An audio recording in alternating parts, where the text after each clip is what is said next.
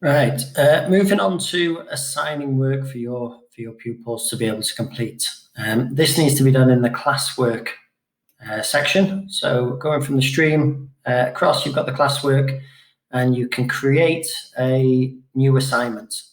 You can also create quizzes, questions, add material for the pupils to access, or reuse posts from the classes that you have. So if I go to the simplest one, which is create an assignment, I can give it an example. Work. If I'm using this for remote learning or for pupils to access at different times, I can give them instructions.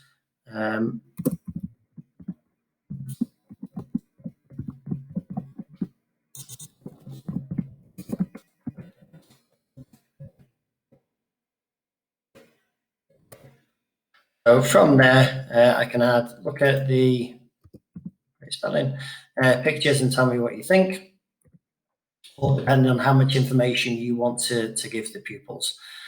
You've then got the option to either add a piece of work or a document from your Google Drive. So if you've already created worksheets or documents that you want pupils to be able to edit, you can insert them from your Drive. You can give them a link. So it might be that you link them to different websites to find information. You can add files, or you can add YouTube videos that you'd want them to go and have a look at. So you're not limited to just adding one piece of or one attachment per.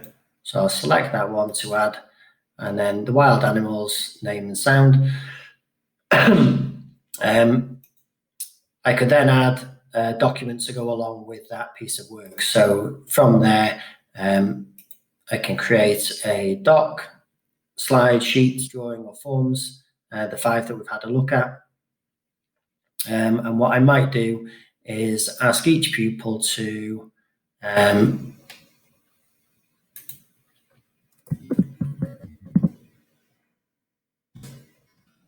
I'll name my work animals. Did you see in the video?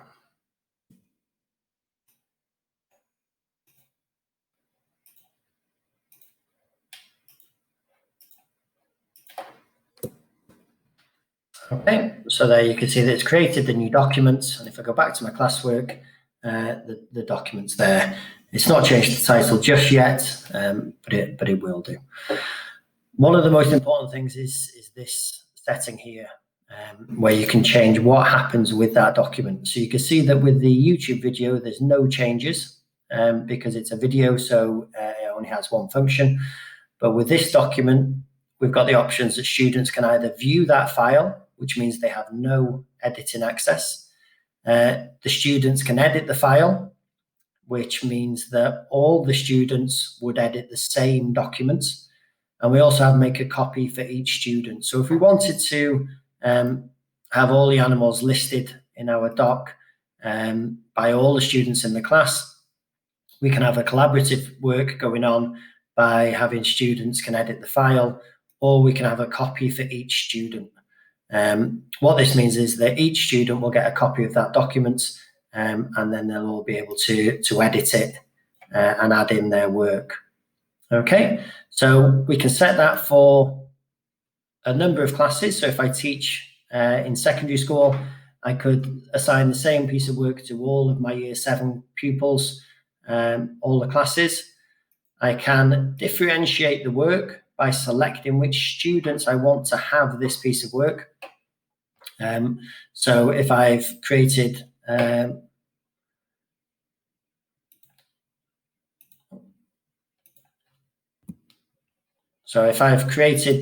work, I can select the students that it goes to. I can grade that work. So again, if I fill that in, I can assign the pupils a grade based on a percentage, and that will go into the grade section, or I can have it ungraded. If you're homeschooling, or sending work to be done remotely, you can assign a due date for the pupils. So it has to be done by 12 midnight on August the 11th. Then you can set that. You can also, here where you're assigning the work, assign it so that it goes into one of the topics. So if I wanted it for the homeschooling, I select my homeschooling topic. I can also add a rubric. A rubric is a set of criteria that they have to fulfill. So if you were looking for pupils to be obtaining different levels, you can set the rubric so that you can see or give the pupils guidance on achieving a level 2, a level 3, or a level 4, and you're able to create those and assign there. So a points awarded, the level, and a description, and you'll be able to see and evaluate the pupils' work against that criteria.